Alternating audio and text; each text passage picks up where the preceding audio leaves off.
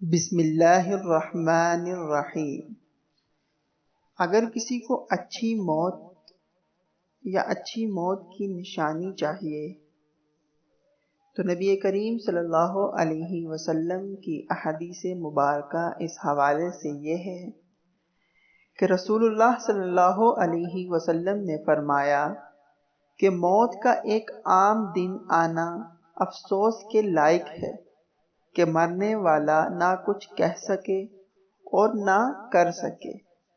آپ صلی اللہ علیہ وسلم کے زمانے میں کوئی آدمی بیٹھا ہوا ایک دم مر گیا تو کسی نے کہا کیا اچھی موت مرا ہے، نہ کوئی بیماری دیکھی اور نہ کچھ جان نکلنے کی تکلیف ہوئی۔